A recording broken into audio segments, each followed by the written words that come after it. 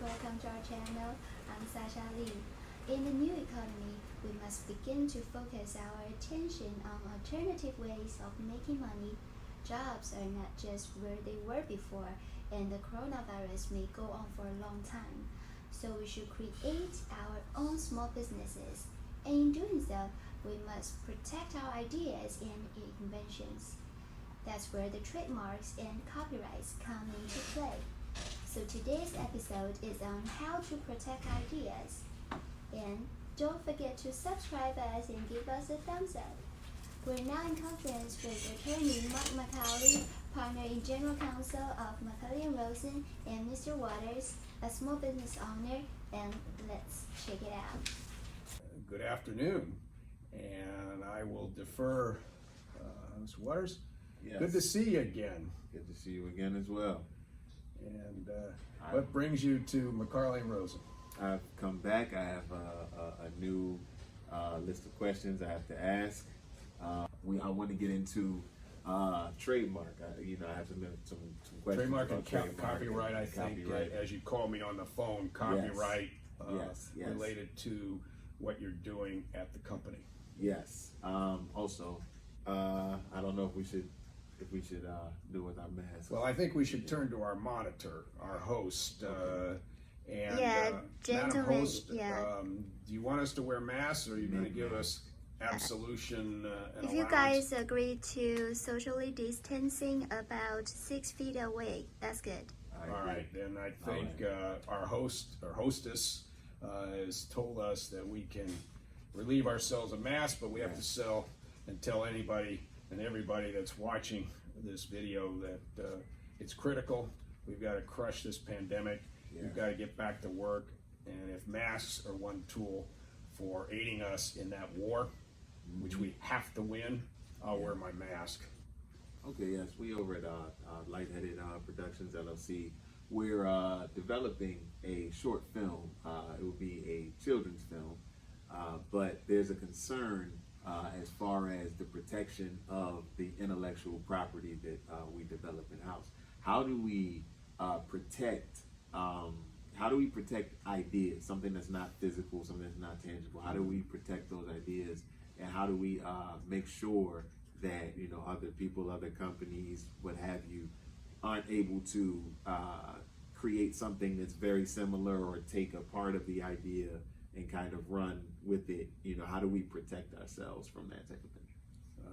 I appreciate it. In your type of business, I think you touched upon perhaps one of the biggest issues outside of maintaining a strong financial base to allow you to continue to do the great work that you've done in the past. But the protection of intellectual property is, to use a legal term, so to speak, paramount. Perhaps one of the most important things that you have to do.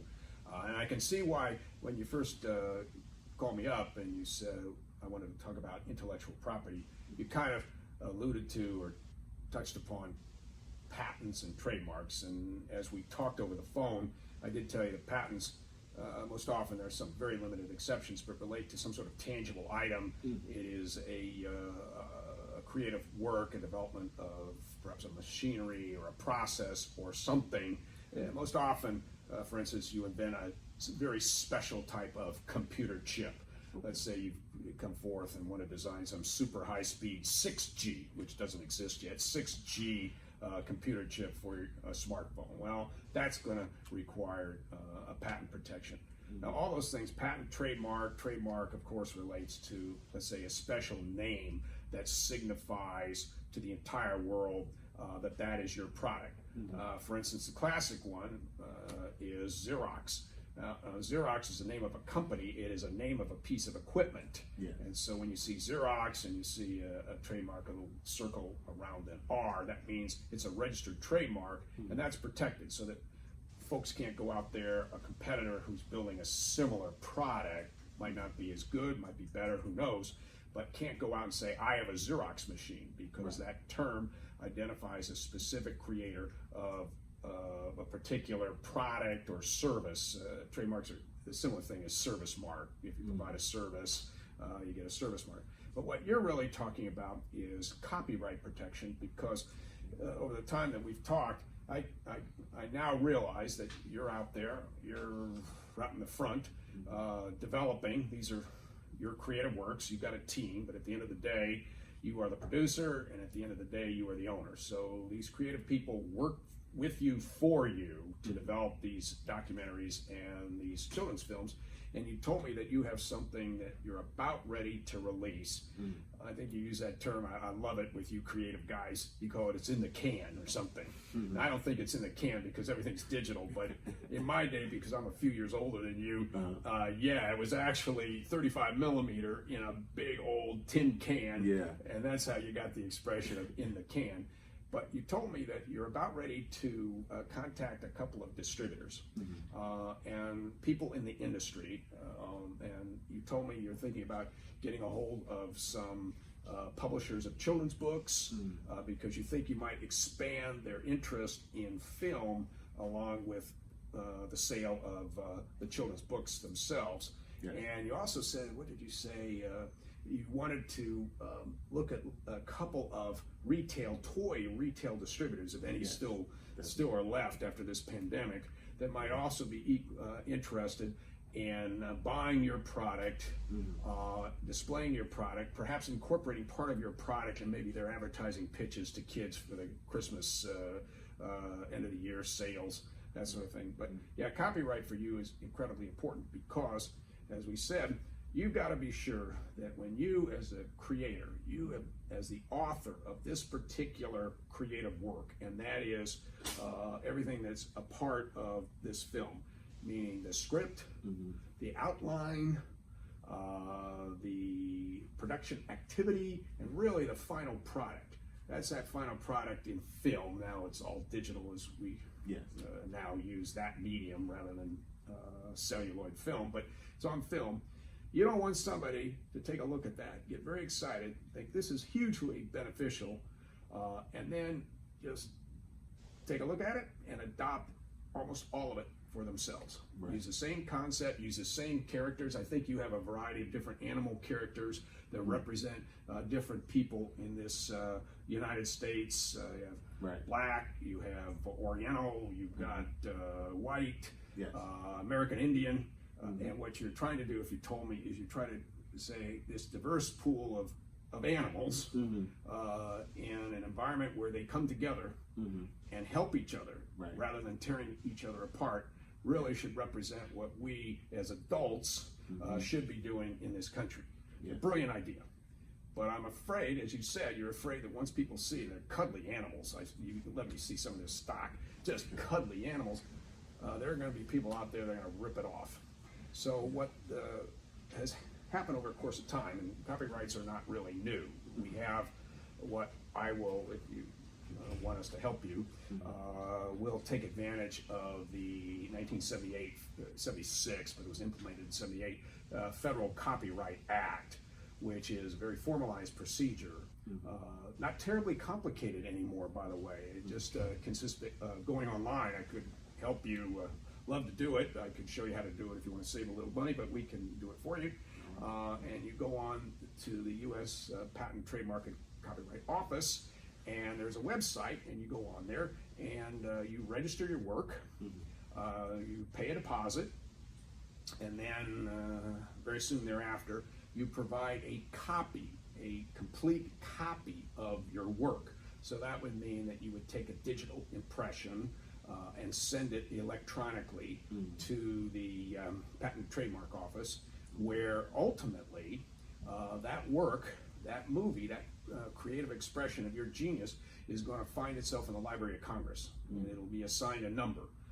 So that the intent of Congress when it came forth with the Copyright Act, not only the most recent one, 1978, but earlier iterations of the Copyright Act, is that all creative works of Americans should find those creative works at the Library of Congress. And that includes books, periodicals, movies, song scripts, all that sort of thing. And so the benefit is that once we've talked about what we call statutory copyright, meaning you're going to take advantage of it. It's pretty simple.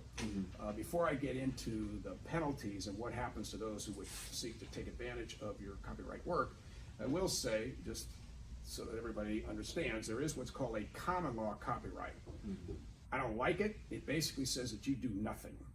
That because you've created this work and maybe you put a C right after the title of your film, and then put a circle around it, common law copyright. You don't make an application, doesn't find itself in the Library of Congress, but you have certain rights, what we call rights to sue if somebody has taken advantage or exploited your work. But it is not as refined, not as efficient. It's subject to a whole lot of defenses. There's some limited exceptions. We don't need to go into those exceptions here. Maybe kind of briefly, they're let's say soundtracks or movie scores that predated I can't remember specifically, I think 1972, which are not protected under the new act, and so you can take advantage of common law copyright, or some states actually have their own sort of state type of copyright provisions. They give you protection for those works that aren't covered by the federal statute. But for your purposes, you've got a new work, you've got people who are interested, you really want them to enjoy your work, but you also want them to pay for it. And you know, as we talked about in our previous episode discussions, money allows you to disseminate, to distribute, to publish what is a wonderful product for young people in this country. Very inspirational, very meaningful. And if it makes a few dollars so that you can take that dollar home for your own family, that's what it's all about here in the United States. So to get back, what are the protections? So let's just say that you decide to hire us and you say, Mark, just go ahead and copyright this thing, take advantage of the Federal Copyright Act and copyright it. And again, you can do it yourself, but we would facilitate it, do it a little quicker, hopefully better. But the real reason for lawyers is if somebody, let's just take your example if we could, your example is that somebody out there loves what you've done and just sees it, and the next thing you know, there is a cartoon by some production company that has the exact same characters that you developed. Exact same characters. Now, first you'll get angry, and then number two, you're going to say, what can I do that's unfair?